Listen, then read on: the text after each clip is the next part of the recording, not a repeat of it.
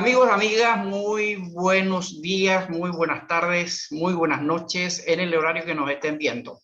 Desde Ciudadanos del Mercosur, una vez más en nuestro Mercosur al Día, vamos a iniciar un ciclo de conversaciones relacionados con el tema de la integración.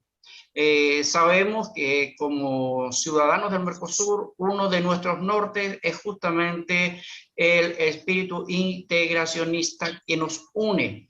De ahí entonces, cada semana, durante las próximas 10 semanas, vamos a ir conversando con distintas personalidades, distintos coordinadores nacionales e invitados de los diferentes países para analizar la vista que hay desde cada uno de ellos de los procesos de integración.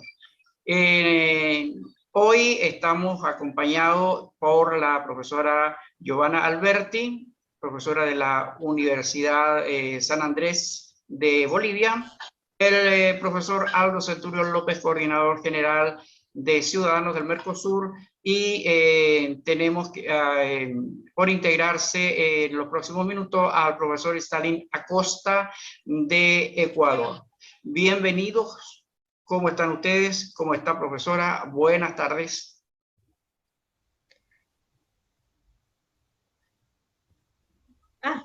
Estoy en vivo. Muy buenas tardes a todos, muy buenas tardes a todos los que participan en este proyecto tan importante como es Ciudadanos del Mercosur.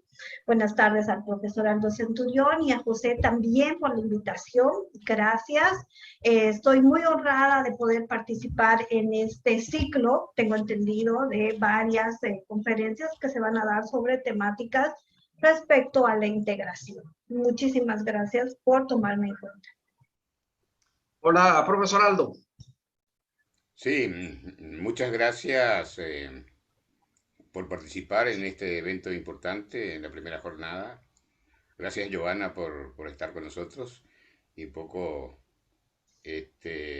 pensar esta integración que sea de bienestar para los pueblos y que permita la dignidad de quienes lo habitamos. Este es un tema que nos apasiona y, como dice la misión de Ciudadanos del Mercosur, es la de fortalecer el pensamiento y la acción integracionista. No solamente es el pensar, escribir, sino la acción integracionista, que es lo más importante. Y a lo largo del tiempo, creo que la historia nos dice que hablamos mucho de integración, pero hacemos poca integración. Y especialmente desde el punto de vista de esa ciudadanía que pide integración, pero en muchos de los casos no hace el esfuerzo o todo el esfuerzo necesario para que la integración sea una verdadera plataforma de desarrollo económico-social, ¿no? Así que estamos abiertos un poco al hablar sobre los procesos de integración, que uno desde ALAL va a ALADI. Hoy tenemos el más reciente es PROSUR, CELAL, Mercosur, la Comunidad Andina, que es una de las más antiguas, y con sus avances y sus retrocesos. Pero es muy importante decir que en esta cuestión del éxito, ¿no?, de los procesos de integración depende de los liderazgos, ¿no? Y esos liderazgos están o deberían estar en el sector público por esencia, porque quienes negocian en representación de los ciudadanos son los cancilleres y los ministros de Economía o de Hacienda, relacionados a los temas, por ejemplo, comerciales, y en otros casos, ministros de otras áreas como ministros del Interior o ministros de Educación, para desarrollar a futuro esa telaraña, diría, porque es como una red de integración donde cada uno de nosotros participamos en diferentes foros, porque esa integración tiene componentes. Un primer componente es la integración política. Y esa integración política requiere de un sistema consolidado y fuerte. Nosotros en América del Sur elegimos como sistema político la democracia. Y en este transcurrir del tiempo hemos tenido sistemas dictatoriales y sistemas democráticos débiles y poco fortalecidos, porque en muchos casos no cumplimos las reglas de la democracia. Entonces, finalmente, creo que nos debemos a futuro un mayor aprendizaje desde el punto de vista del ciudadano y de los representantes de los ciudadanos, un aprendizaje de una democracia de calidad sin miedo, ¿no? Donde las instituciones funcionan y en los cuales se debe hacer cambios profundos, no son cambios pequeños.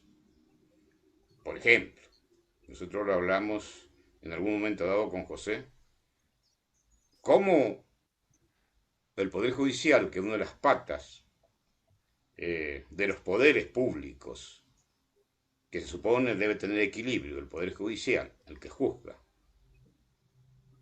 es elegido por otro poder, o por el Parlamento, y en muchos casos refrendado por el Poder Ejecutivo. El Poder Judicial es dependiente del Parlamento y del Poder Ejecutivo. Imposible que pueda tener independencia. Entonces no puede juzgar en justicia y con equidad. Y por lo tanto, los ciudadanos estamos desprotegidos ahí. Probablemente haya que buscar alguna manera diferente en el cual probablemente el Poder Judicial sea elegido directamente por los ciudadanos, por ejemplo, es una de las propuestas, y que tenga su presupuesto propio, inclusive establecido en la propia Constitución Nacional. Y así como se eligen a los papas, las personas que van a juzgar probablemente tengan que tener algunos años y experiencia, que en caso de los cardenales y el papa tiene aproximadamente 65, 70, 80 años aproximadamente, están en la etapa final de su vida, ¿no? Donde tienen que dar, donde el afán de dinero, ostentación, ya se ha reducido. Y ahí podríamos tener de alguna manera, ¿no es cierto?, ese bien común que esperamos de quienes juzgan, hablando de un poder del Estado. Y luego tenemos la coordinación y la integración en temas económico-comerciales, la integración social, y cómo nos integramos también nosotros con el mundo. Entonces, esos componentes de la integración requiere avanzar en varios temas. Y donde acá termino un poco para dar la idea, necesitamos tener una plataforma. ¿Y cuál es la plataforma para llegar a tener una integración política con una democracia sin miedo, con las instituciones funcionando y con un ciudadano protegido? Una integración económica comercial que sea competitiva y que sea distributiva para todos y de oportunidades para las personas, para los trabajadores, para los empresarios. Una integración social con una educación de calidad, pero definida claramente qué es de calidad. Porque podemos citar la calidad, pero de alguna manera calidad en base a qué parámetros. Y también una población con seguridad social, con posibilidad de acceder a tierra, a vivienda, a la jubilación, con salud, con perspectiva a futuro, y luego la integración en el mundo, ¿no es cierto? Entonces la base de todo eso, la plataforma que va a ayudar a lograr, es la educación para la integración, la educación para tener una democracia de calidad, sin miedo, para tener sistemas de salud que funcionen, sistemas educativos que funcionen, sistemas de control. Entonces, la educación es esa plataforma, utilizando toda la tecnología del mundo. Hoy es posible avanzar mucho más rápido que antes. Entonces, en este mundo dinámico, los países y los líderes que puedan utilizar esos recursos tecnológicos, recursos del capital humano y del capital social, podrán avanzar mucho más rápido. Pero nosotros tenemos un problema que se repite en los países. Es el problema de falta de liderazgo, y especialmente ese liderazgo integrador, ese liderazgo sin corrupción, ese liderazgo para el bien común, ese liderazgo que está permanentemente pensando en cómo ir al siguiente nivel de la manera correcta, cómo podemos avanzar a través de la educación y a través de las políticas públicas que llegan a la gente. Y bueno, es el gran desafío de ese liderazgo que hoy no tenemos y hay que construirlo. Así es. Perdón, disculpe, profesora.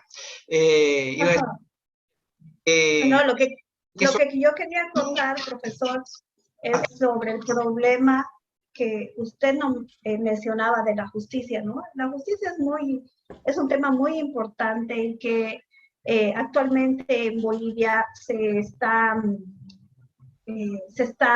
utilizando una misma receta. Por ejemplo, en mi país, el Poder Judicial, el Consejo de la Magistratura, el Tribunal Constitucional, según mandato constitucional, se elige en referéndum, ¿no? Mediante la votación directa del ciudadano.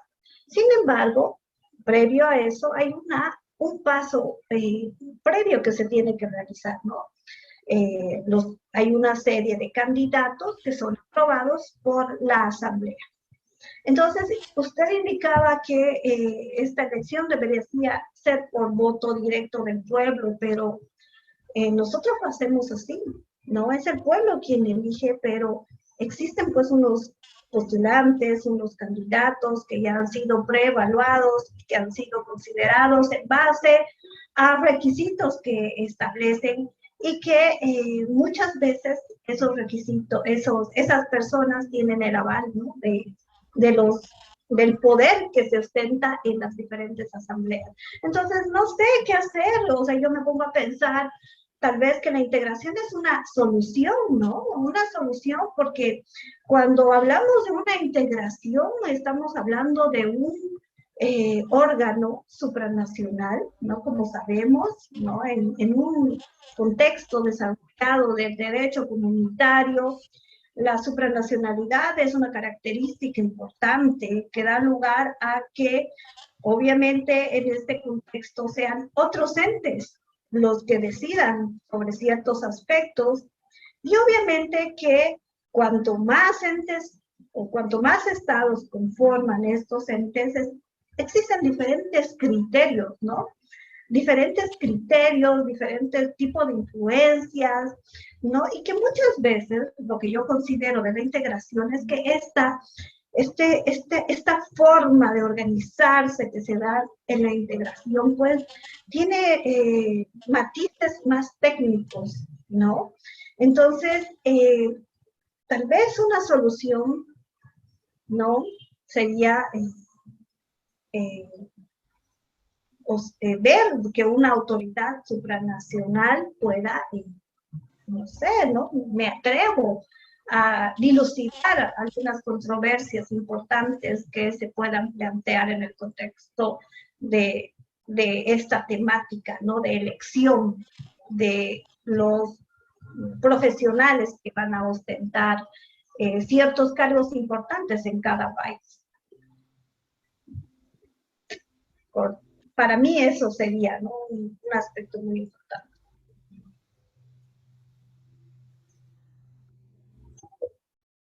Profesora, y la verdad que en nuestro continente, cuando uno habla del concepto de integración, lo primero que a uno le viene a la mente es Simón Bolívar, cuando Bolívar hablaba de la patria grande, es decir, que la América Latina pudiese ser una sola, estar todas las Naciones Unidas, ser un solo bloque, ¿ya? Ese es el gran sueño de Bolívar. Y lo vimos, este principio, ¿verdad? Por los países en los cuales estuvo Simón Bolívar trabajando por la liberación de los pueblos, ¿verdad? E independizarse de España. Ahora, a partir del año 1990, básicamente lo que nosotros empezamos a ver en la integración es que empieza a generarse toda una relación desde el punto de vista comercial, es decir, viendo qué es lo que podemos hacer como para trabajar unidos, como para enfrentarnos comercialmente a ciertos bloques que se fueron formando en otros continentes, en otros lugares, y América Latina inicia una serie de procesos que después lo vamos a ir viendo. Algunos de ellos han ido quedando solamente en el nombre, tuvieron un nacimiento y un crecimiento veloz y una caída también muy rápida, ¿ya? Pero generalmente los procesos integracionistas aquí en América Latina han ido todos en función de lo comercial. Ahí tenemos el caso de Prosur, básicamente es un grupo de países que se asociaron para mejorar sus relaciones comerciales, o sea, Chile, Perú, México, Colombia, ¿verdad? El caso, por ejemplo, tenemos la Comunidad Andina de Naciones, que también nació y también con fines de desarrollo comercial. Tenemos entre esos, vamos a decir, no comerciales, nos queda en parte lo que es la CELAC y la Organización de los Estados Americanos, que no son organismos comerciales, sino son organismos creados para el apoyo más integral de los pueblos, pero que tampoco han dado los resultados que se han esperado por los fines por los cuales se crearon en su momento. No han ido cumpliendo tampoco con esos fines y esos objetivos. Entonces, dentro de toda esta telaraña, por así decirlo, de organizaciones y organismos que se han ido creando con los años y en el tiempo, llegamos hasta que estamos nosotros inmersos dentro del Mercosur, ¿ya? Y es uno de los proyectos de integración que abarca prácticamente todo el continente, ha extendido sus relaciones comerciales con la Unión Europea, ha extendido también sus relaciones comerciales con México, Cuba, Israel, Egipto, India, es decir, con una serie de otros países, República Dominicana, que está también en este momento en negociaciones con Mercosur. Es como el único proceso que se ha mantenido en estos 30 años y se ha ido fortaleciendo porque ha ido ampliando su red de acuerdos que va llevando, pero también gran parte de esos acuerdos son comerciales. Mercosur sabemos que tiene varias áreas internas dentro del bloque en las cuales está preocupado a través de las diversas comisiones de una integración más efectiva y de hacerla más activa también dentro de las sociedades, ¿ya? Y por esa razón que es importante que nosotros vayamos desmenuzando, por utilizar esta expresión, poco a poco los bloques que se han ido formando en el tiempo, su auge y caída, y ver también desde Ciudadanos del Mercosur cuál es el pie en el cual se encuentra nuestro Mercosur a futuro, es decir, las relaciones que se han ido llevando, los acuerdos que se han ido firmando y qué es lo que podemos esperar de este proceso de integración que es Mercosur de aquí a los próximos 20 años, 30 años, ¿qué podríamos nosotros esperar? Yo diría, si uno analiza un poco la historia, nosotros tuvimos un proceso de integración mucho más amplia, más amplio, digo. Se recuerdan la Gran Colombia, ¿no? La Gran Colombia incluía varios países. Sí, señor. La CAN 1969 se inició con mucha fuerza, ahora debilitada. Inclusive en las elecciones de Perú se han elegido parlamentarios de la comunidad andina, ¿no? De naciones, pero tienen muy poco peso, no son vinculantes. Y cuando Joana dice, por ejemplo, el tema de la supranacionalidad, es un estadio superior, que dadas las condiciones y la forma de pensar y de actuar de nuestros políticos, de nuestros presidentes principalmente, y, y relacionados al integrante más fuerte del Mercosur, que es Brasil, que tiene límites con la mayoría de los países de América del Sur, va a ser un poco complicado. Pero sin embargo, se resuelve de alguna manera porque el protocolo de Aeropuerto establece que las decisiones del Consejo, las resoluciones del Grupo Mercado Común y las directivas de la Comisión de Comercio son obligatorias para los países. Es decir, tienen que cumplirse una vez consensuado. Es lo mismo que el acuerdo de reconocimiento de títulos académicos de las universidades que estuvimos hablando. Eso ya está aprobado por Uruguay, ratificado ante el gobierno paraguayo, y falta un país para que empiece a funcionar para ambos países. Entonces, la supranacionalidad es importante. Yo creo que en el futuro se podría pensar en eso, pero mientras tanto se salva de alguna manera con ese artículo respecto a la estructura organizativa y los órganos decisorios, ¿no? También quería decir un poco respecto a esos liderazgos que hablamos, ¿no?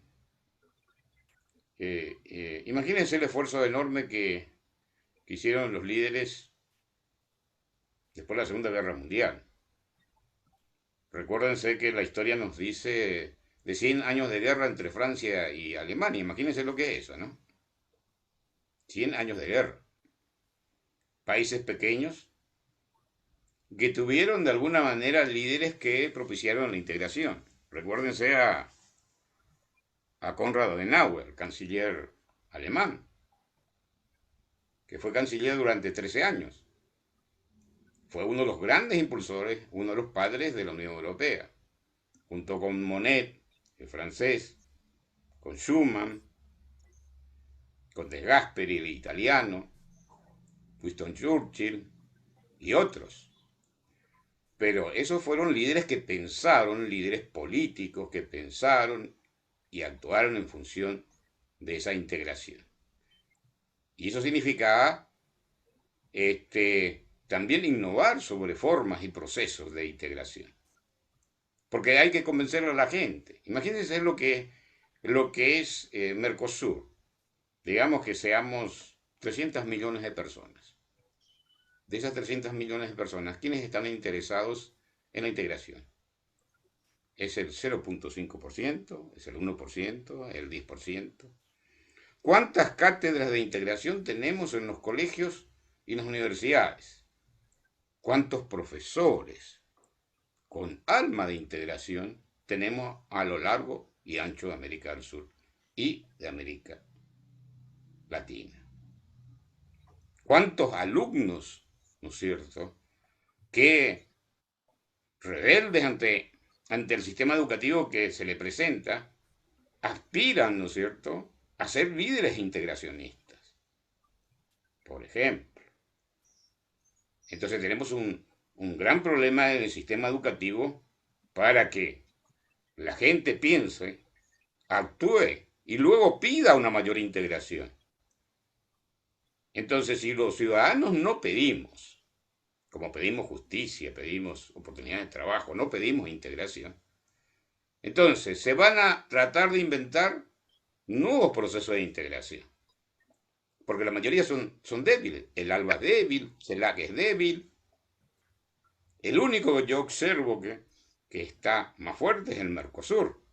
Porque así como dije, las normas emitidas por los órganos decisorios son obligatorias para los países. Y también es un Mercosur no solamente económico comercial, sino es un Mercosur político, social, ciudadano. Está avanzando en diferentes dimensiones. Y lo que estamos haciendo a través de Ciudadanos del Mercosur es darle visibilidad a esta integración y a tratar de que más de nosotros puedan apasionarse en construir ese espacio que sea de bienestar para todos.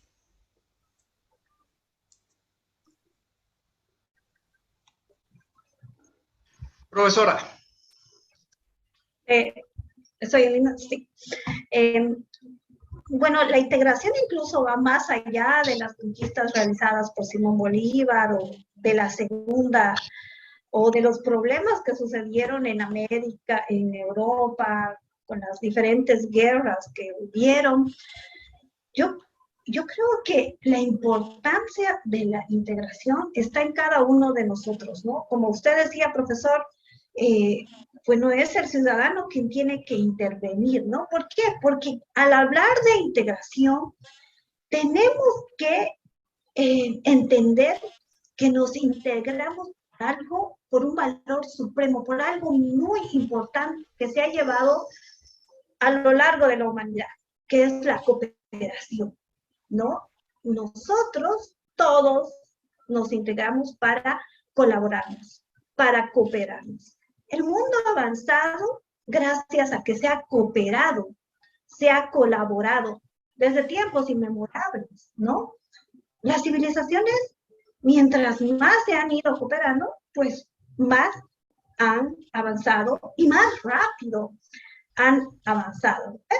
En mi país, un sistema de cooperación de ayuda, la MITA, ¿no? En las minas, como en el altiplano, se cooperaban de esa manera, unos tras otros. Ahora, actualmente, si nosotros, por ejemplo, yo esta mañana escuchaba un programa en que decían que mucha gente pensaba que la ciudad de Santa Cruz y la ciudad del Alto eran ciudades que se parecían muchísimo porque estaban conformadas por gente emprendedora, ¿no? Gente cuentapropistas, como ellos indicaban, ¿no? Esos microempresarios, ¿no? Cuando una persona pone un pequeño negocio, por más pequeño que sea, por ejemplo, el pan nuestro, que es un alimento diario, ¿qué es lo que interviene en la elaboración de este pan? Para que toda la población en todos los países del mundo coman pan. Pues la colaboración, ¿no? La colaboración en los insumos, la colaboración que se da en los productores, la colaboración de los que hacen los hornos o de los que tienen la tecnología, ¿no? O de los que traen ¿qué se llama? La electricidad o el carbón, como las personas hagan sus panes. ¿Cuál es el resultado final? Es el pan. ¿Y quiénes han intervenido en esa producción de ese elemento tan esencial para el ser humano? Pues muchas personas. Muchas personas han colaborado para que todos puedan comer ese pan, ¿no? Entonces, y mientras haya más modernidad, los productos se van a complejizar y todos vamos a necesitar más tipos de colaboraciones, ¿no? Las grandes potencias, si quieren realizar una producción de un determinado elemento, o van a producir en un determinado país, ¿no? Van a tener la tecnología en otro, la logística se especializa en otro país, la comercialización en otro país. ¿Y eso qué es? Pues es colaboración, ¿cierto? En Bolivia existen muy pocos avances en el tema de integración. Nuestros esquemas no son pues tan profundos como el que nosotros, por ejemplo, tenemos con la comunidad andina, pero son 4 países, no es lo más profundo que tenemos. 4 países en el cual Bolivia es parte, ¿no? Estoy hablando un poquito de Bolivia. Y ¿qué es lo que ha impedido el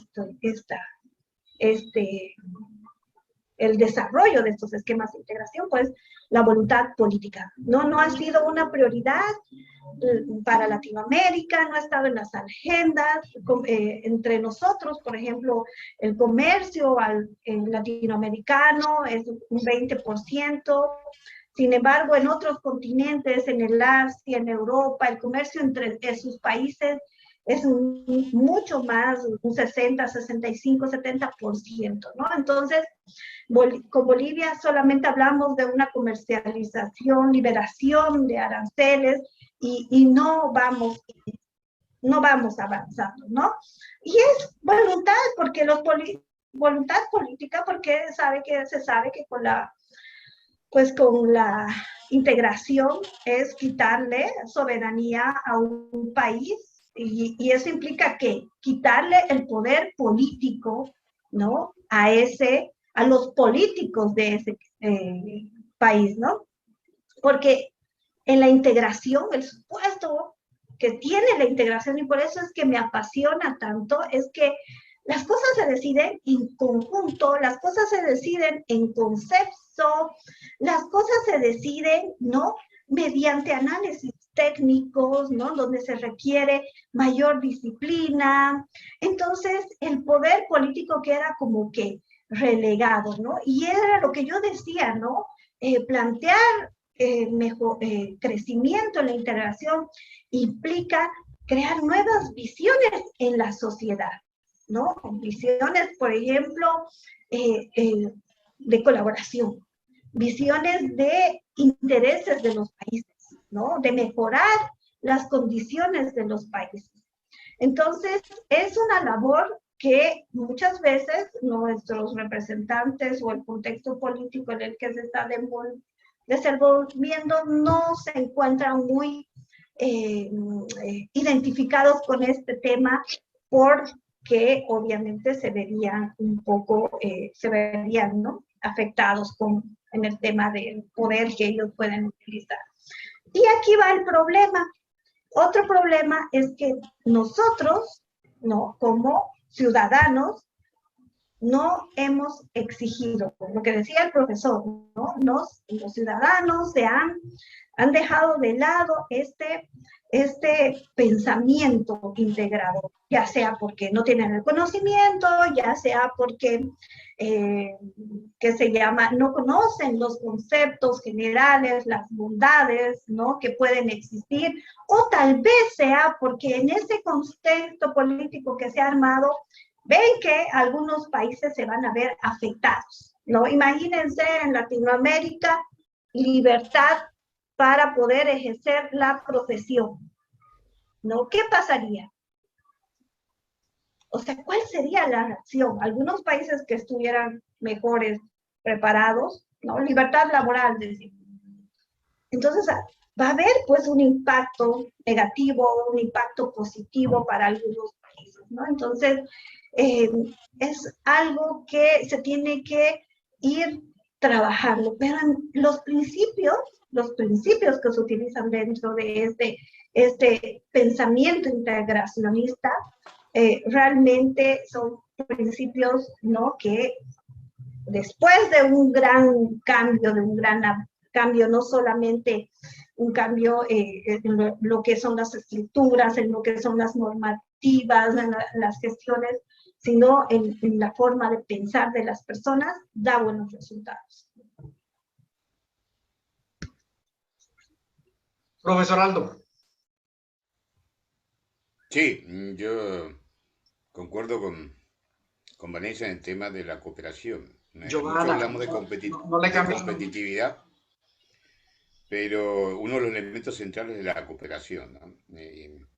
Nosotros tenemos ejemplos muy claros en Paraguay, por ejemplo, de cómo la cooperación permite el bienestar de una población. Nosotros tenemos poblaciones de cooperativistas menonitas, que han hecho, así como los israelitas de Israel, una zona desértica, una zona productiva. También lo hicieron los menonitas en Paraguay, en el Chaco, con esfuerzo y la cooperación, donde hay sistemas de administración socialista en el sentido de la sociedad en sí. La cooperativa es una unidad económica socialista, pero tiene que utilizar un sistema capitalista que es el mercado, porque es el mercado donde va a comprar sus productos y tiene que producir bienes y servicios de calidad y al mejor precio posible, porque si no, el consumidor no va a comprarlo, ¿no? Entonces, esa cooperación entre las personas, entre los líderes, es muy importante, ¿no? Si bien en, en América del Sur se da algún hito, especialmente a partir un poco de la década del 2000, 2003, hay una línea hacia un socialismo que se denominó, no sé si se sigue denominando del siglo XXI, en los cuales se confrontó una idea con respecto a la forma política y económica de un líder que está en nuestro propio territorio, que es la América, que son los Estados Unidos. Entonces, si nosotros, en vez de construir nuestro espacio, nos enfrentamos a diferentes poderes, ya sea el de los Estados Unidos, el chino, el soviético, no vamos a construir nuestro edificio de América del Sur. Si yo estoy culpando como presidente de la República que el problema no soy yo y mi equipo, sino el problema son los otros, e instalo una controversia, una confrontación, es muy difícil hacer una integración. Y lo digo, una integración en la misma república de un país. Imagínense lo que es hacerlo a nivel de América del Sur, que necesitamos líderes, de alguna manera, muchos líderes, yo no diría, yo creo que tenemos que tener muchos líderes en cada uno de los países, que piensen y actúen en función de la integración. Si pensamos así, como dijo Vanessa, pensamos nuevamente en Paraguay le decimos nuestro cocué, nuestro patio, nuestra casa, nuestro lugar, y no ampliamos nuestra visión, nuestro horizonte, es muy difícil integrarnos, porque si nos integramos podemos solucionar muchos de los problemas que tenemos. Un problema de discriminación.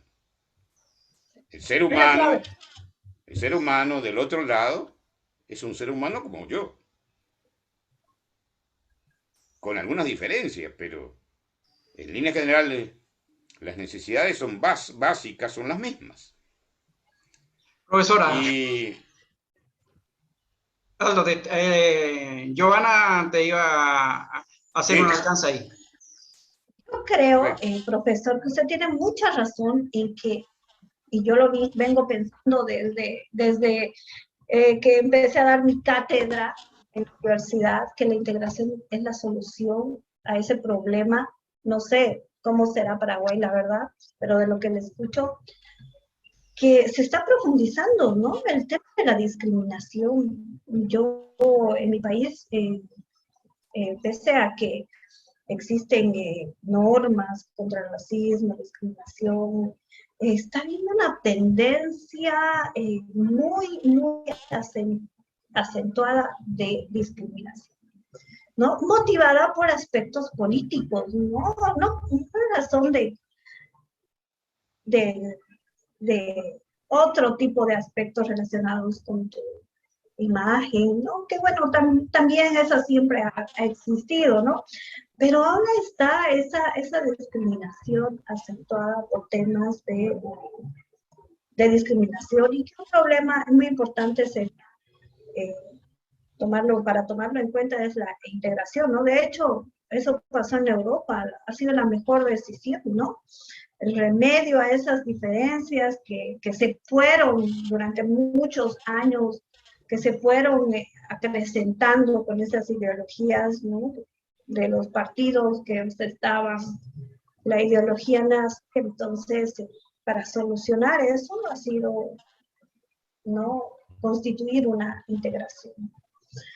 Y también yo me voy al tema de la integración y la corrupción, ¿no? Para mí la integración por constituirse estos órganos supranacionales donde existe una representación muy técnica, ¿no?, que generalmente se da en los esquemas de integración, sería una forma de controlar la corrupción que existe en los países de Latinoamérica y que muy últimamente se escucha, ¿no? Muchísimos países, este tema de la corrupción, pese a que existen tantas normas sobre transparencia que han creado los estados, pero que son, la verdad, un saludo a la bandera, ¿no?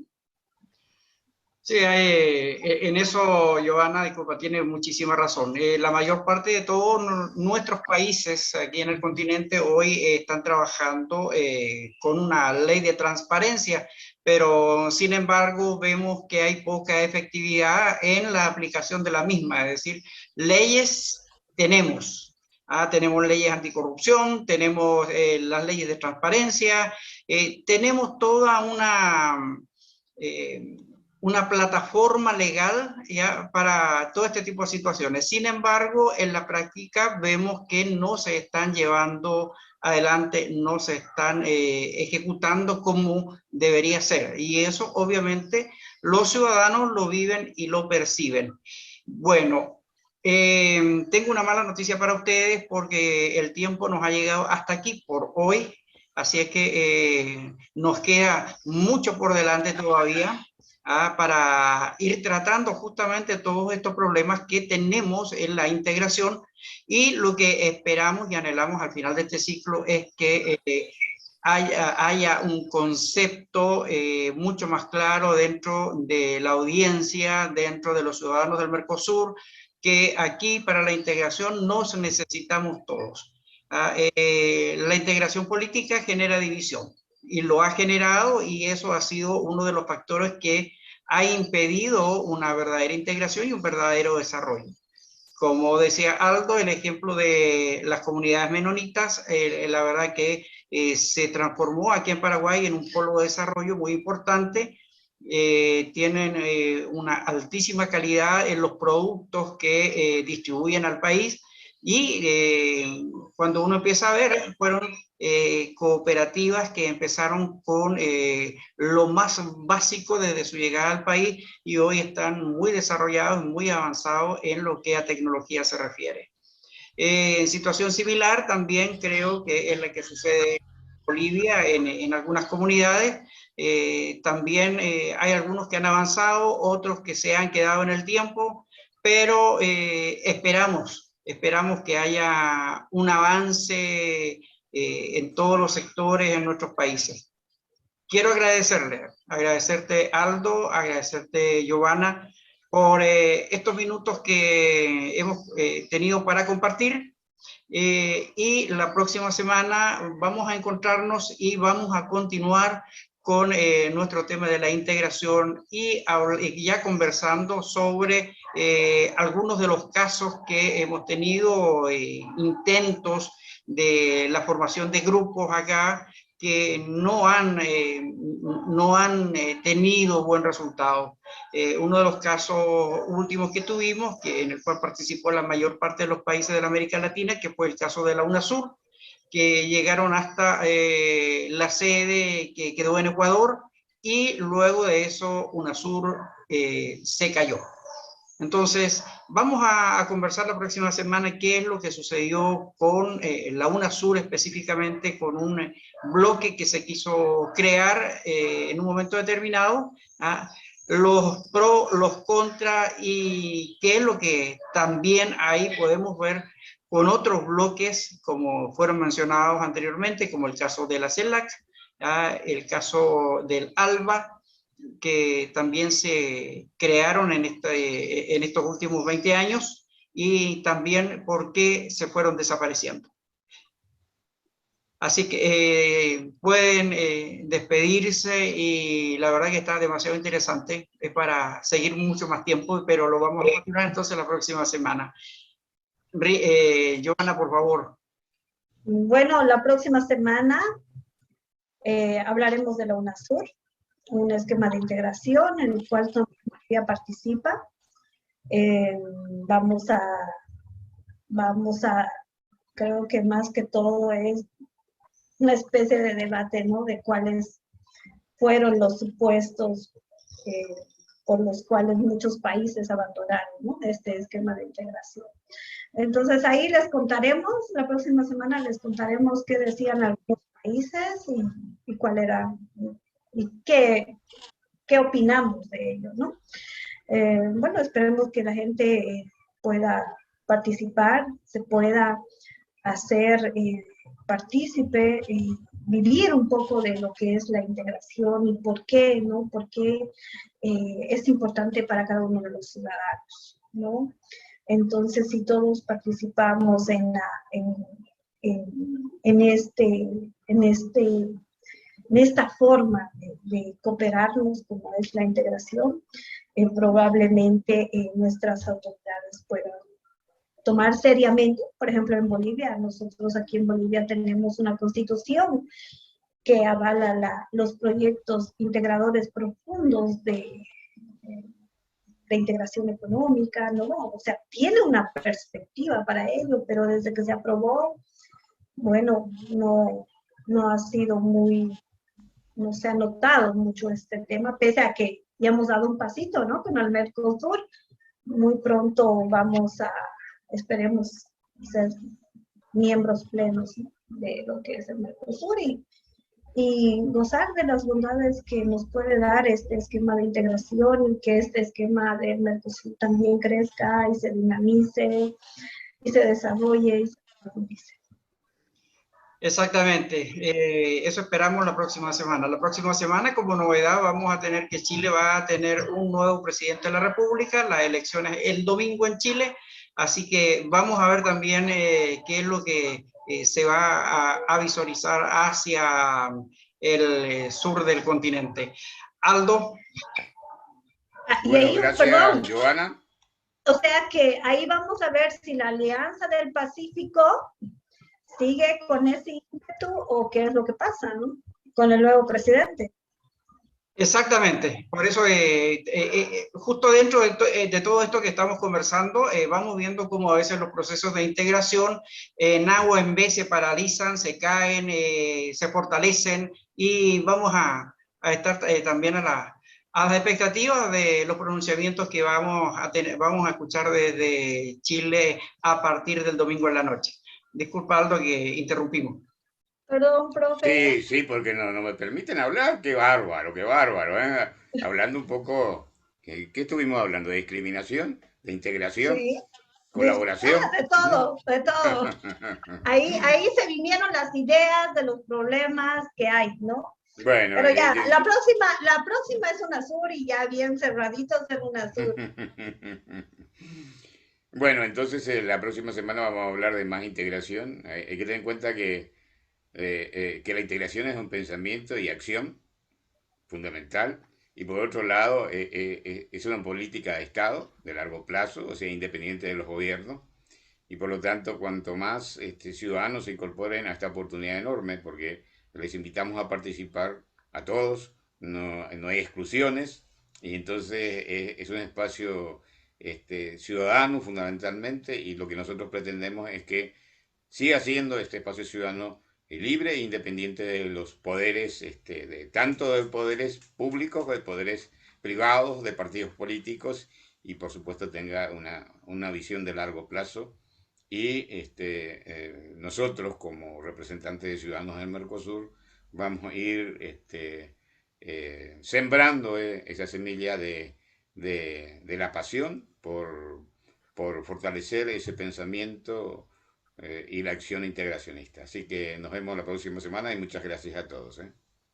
Bien, quiero agradecerles entonces para cerrar la participación de la profesora Giovanna Alberti Usqueda, coordinadora nacional de Ciudadanos del Mercosur en Bolivia, el profesor Aldo Centurión López, coordinador general desde Asunción, Paraguay, y quien les habla, CEO de Ciudadanos del Mercosur, José Sepúlveda. Pueden dejar sus comentarios en YouTube, pueden irlos dejando y en el próximo programa vamos a estar respondiendo las preguntas que nos dejen y vamos a estar comentando también sobre ellas. Ha sido un placer que tengan un excelente fin de semana y nos reencontramos la próxima semana nuevamente en un tema sobre integración latinoamericana. Buenas tardes para todos.